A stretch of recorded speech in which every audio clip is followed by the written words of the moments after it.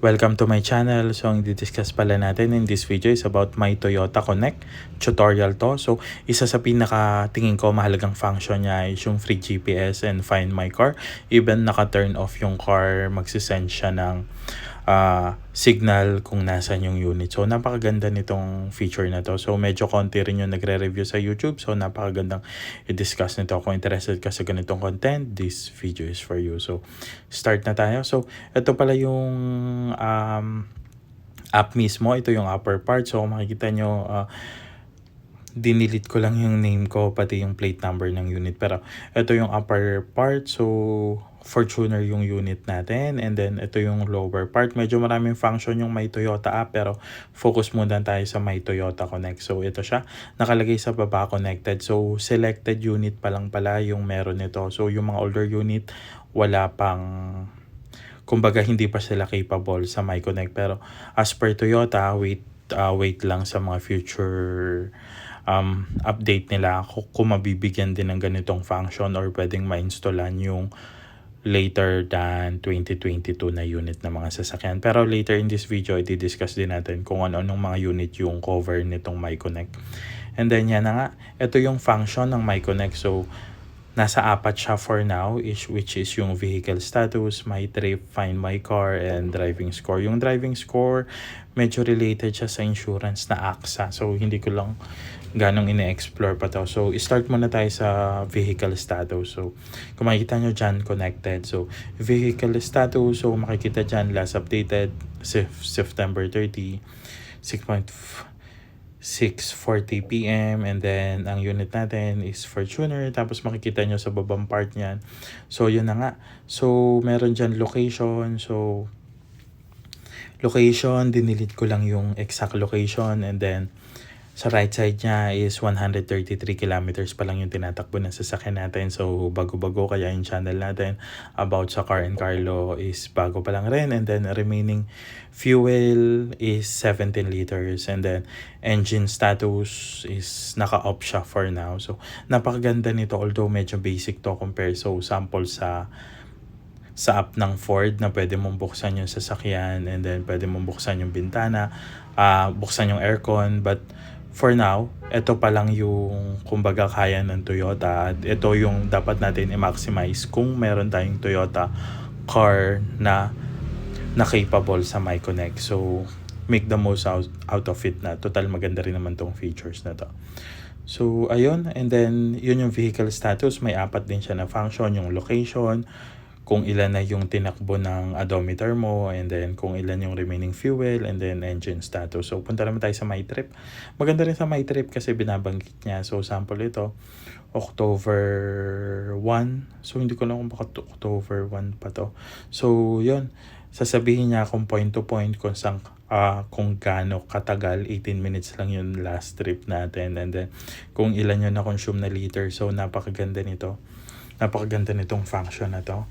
And then, punta naman tayo sa Find My Car. Ito yung napakaganda. So, pwede mo rin to, ayan, may talaga, may map. Ang pagkakalam ko dito is may SIM card or may way para matransmit yung signal, or may built-in GPS din siya with signal. So, in later na mga video, i-discuss din natin kung paano yung LCMD ata yun, kung paano nagtatransmit ng signal. But for now, wala pa akong ganong information. So, yun. Kumbaga masusumo yan. Masusumo, and then ma-unsum mo. Tapos, maganda yung feature niya. So, para na rin talaga siyang built-in GPS. So, hindi ko lang alam kung connected talaga siya mismo doon sa infotainment ng sasakyan, or may separate location siya for the GPS. Kasi, syempre, alam naman natin, magagaling din yung mga nakakaalam sa ganyan. So, madali nila ma-disable yan kung mainly nasa infotainment system lang ng sasakyan. And then, meron din siyang locate vehicle, track your vehicle location even with the engine is turned off. So, yung pa. So, yan, meron kasi yung terms and conditions. So, kailangan mo siyang i-on, hindi siya automatic on. Tapos meron din siyang no active geofence. Yung geofence pala, makakapag-save ka ng current location mo. Kumbaga, ano siya, circle sa map. So kapag lumagpas dun sa circle na yun na map, magno-notif siya sa app siguro or via text. Hindi ko pa siya ino-on.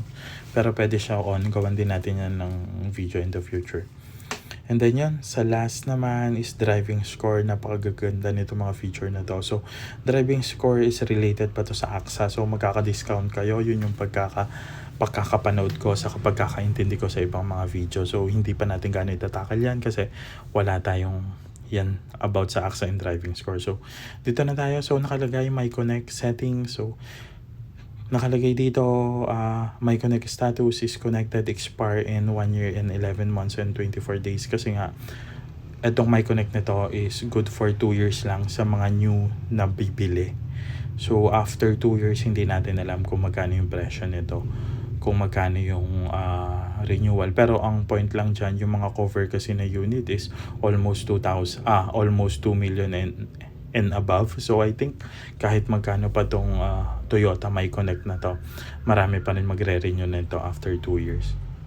And then yun nga, what are the model available in the Toyota Connect? So A, RAV4, B, Hiace Grandia, C is Fortuner, Olmo, all variant, and then Hilux, almost all variant din to. So, for now, yan pa lang yung available unit ng MyConnect. So, kung isa ka dyan at yung unit mo is 2023, so pasok ka sa MyConnect. And then, can my Toyota Connect be available on other vehicle without connected device? No. For now, no. But for further, so priority nila 23, model 2023 and above. And then, what are the features available under the Toyota My Connect? Binanggit na natin to kanina, pero focus. Ulitin lang natin, vehicle status, my trip, find my car, locate my vehicle, geofencing, maintenance reminder. So, yun. Pero sa app yun, yung maintenance reminder. And then, driving behavior, provide driving score based on the driving data captured. So, meron din tong, kumbaga magsasign kayo about data privacy kasi sa Toyota mo monitor talaga nila yung galaw ng sasakyan niya dito. Yun yung medyo cons dito. Pero still, napakaganda yung function ng app. So, do you have to pay fees to access my Toyota? So, free siya ng 2 years. And then, after noon, waiting for announcement kung magkano yung renewal. So, what is a connected vehicle? A connected vehicle is a vehicle that can communicate with other machine, usually via wireless network. In the case of Toyota Connect, connection vehicle can send various data to our customer to simplify everyday life with the use of LDCM. Yung pala, LDCM. So, sa mga napanood ko at nabasa ko, may SIM talaga dyan sa mismong mga na unit. So, yun. Ito pala yung ibang function. So,